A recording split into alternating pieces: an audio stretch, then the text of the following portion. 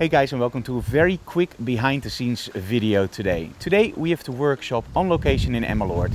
Now this is a very interesting workshop because we're gonna go to locations that don't look interesting at all. But when we start shooting images, well, that's the trick. We have to make them look interesting. Now when you work on location, it's always nice to have good gear with you, right? But you also don't want to bring gear that breaks your back.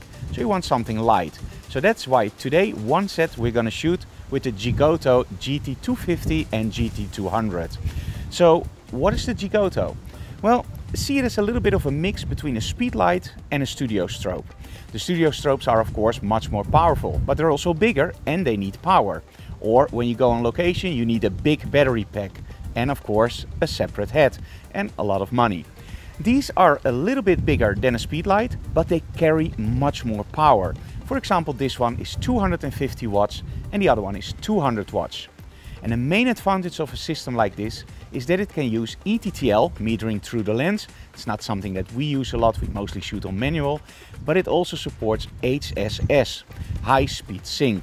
And especially on a location like today, it's pretty sunny, that comes in really handy if you want to kill the sun. But let's be honest, you can't kill the sun with something like this, right?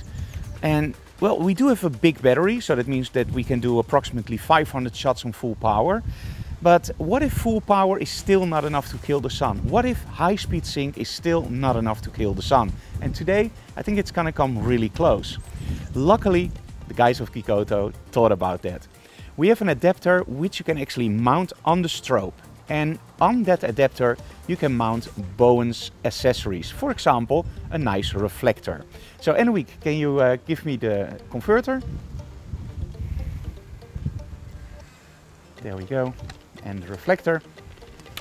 So the converter is really simple to mount. You just place it over your strobe. Of course, the right way around. You place it over the strobe, you tighten it. There we go. And now we have the Bowen's mount, so you just click on your favorite Bowen's accessory, and there are a lot of manufacturers creating that mount, of course, and now you're off to kill the sun. Literally, because a reflector like this will add a lot of power to your strobe. Now, how does that work? Very simple. When you look inside the reflector, you see a lot of reflective material. And that reflective material enhances the power of your strobe, meaning you get a lot more light output. Now, the deeper the trough, the more power you get. So if you want to kill the sun, make sure you bring very large reflectors and of course enough power in your batteries, because you still need to run on a lot of power. Okay, now another thing that I found really interesting about the Geekoto is actually that they're very clever in their design. Now look at this. You can hold it like a pistol grip, which is very handy, but you might wonder like, hey, why is this here and why does that move? Well, as you can see under here, there's a little screw, and when I take this one out, you can actually mount it on a normal studio stand. Then you place the screw in the back and you tighten it on your studio stand. And now, of course, what you have is you have a pistol grip, which you can open up, and you can literally just swivel your head in any position you want. It's not with clicks, but it's literally any position you want. You hold it, you tighten it, and you're done. So let's go outside with our model Claudia for the first test of the Geekoto.